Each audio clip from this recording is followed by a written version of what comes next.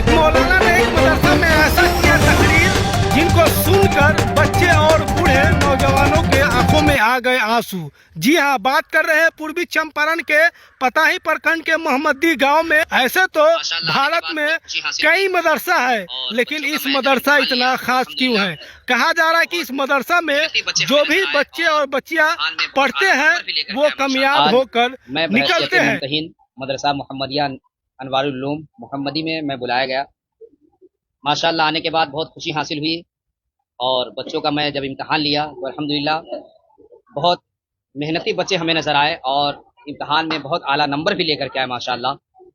और यहाँ के असातिज़ा किराम ने भी बहुत काफ़ी मेहनतें कर रहे हैं और यहाँ के अराकीन मदरसा जो है उनसे मेरी गुजारिश है और इस चैनल के माध्यम से जो मेरी आवाज़ आप तक पहुँच रही हो तो आप लोगों से ये मेरी गुजारिश है कि आप लोग भी अपने बच्चों को मदरसे में इल्म दीन मुस्तफ़ा सल्लल्लाहु ताला अलैहि वसल्लम की तालीम हासिल कराएं, ताकि हमारे घर से इल्म दीन मुस्तफ़ा सल्लल्लाहु ताला अलैहि वसल्लम की तालीम आम होती हुई नजर आए।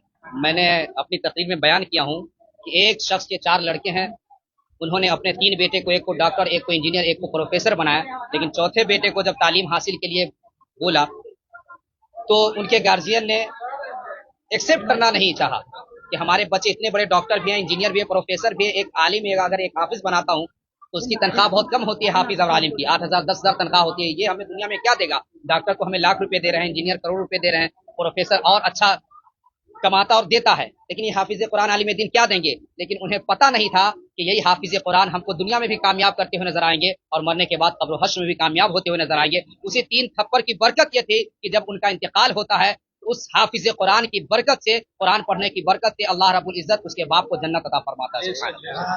मैं पूरे आलम इस्लाम से गुजारिश करता हूँ, अपने बच्चों को कम से कम इतनी तालीम दे जितने एक इंसान को अपनी जिंदगी में जरूरत पड़ती है। एक मुसलमान को अपनी जिंदगी में जरूरत पड़ती है, इतनी तालीम हर शख्स अपने बच्चों को दे।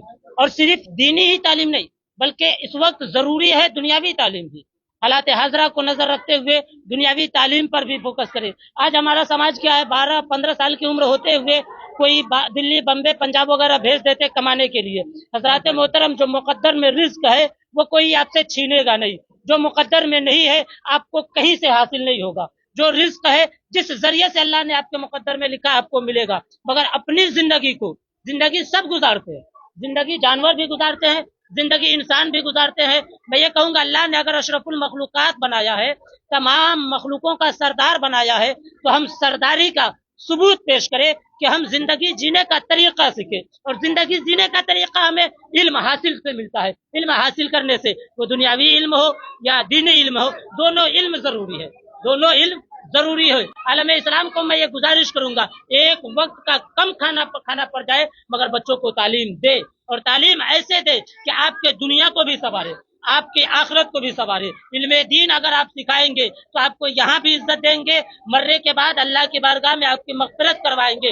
असली तालीम यानी दुनियावी तालीम आप सिखाएंगे तो वो उस दुनिया से अपने रोजी रोटी का इंतजाम भी करेंगे और इज्जत और वक़ार, शोहरत भी पाएंगे। आप अपने बच्चों को डॉक्टर, इंजीनियर, प्रोफेसर, कलेक्टर हर चीज बनाए, मगर सबसे पहले आप मुसलमान बना ले कि किसी भी ओहदे पर फायज हो जाए तो कम से कम अपने ईमान और अकायद की हिफाजत करें। सोचेंगे कि एक ऐसा मदरसा है, ना तो कोई पक्का है और ना तो छत है और ना तो पक्का है, ना सही से कोई विधि व्यवस्था है, लेकिन ऐसे मदरसे में बच्चे कामयाब हो रहे हैं। और खास जानकारी ये भी मिला है कि कई जिला से इसमें बच्चे हैं, बैरगिनिया से है, शिवहर से है, पूर्वी चंपारण से है, मुजफ्फरपुर से है, कई जिला से बच्चे जो है इस मदरसे में इल्म तालीम जो है हासिल कर रहे हैं। अच्छा, गांव के लोगों से सहयोग मिलता है? जी, गांव के लोगों को सहयोग मिलता है। बड़े बड़े उद्योगपति है, छोटे बड़े, मुंबई, सभी लोग से सहयोग, सभी लोगों के सहयोग से जो है, हाँ, सभी लोगों के सहयोग से मदरसा चल रहा है। हाँ, अल्लाह ने जिसको तौफीक दिया है,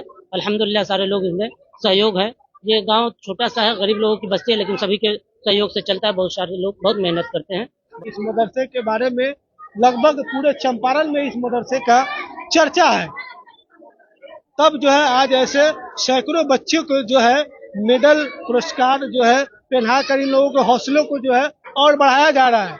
और भारी संख्या में बच्चियां भी है, बच्चियां को भी जो है मेडल, पुरस्कार जो है दिया गया है। तो आप समझ सकते हैं। मोहम्मद रेहान आलम।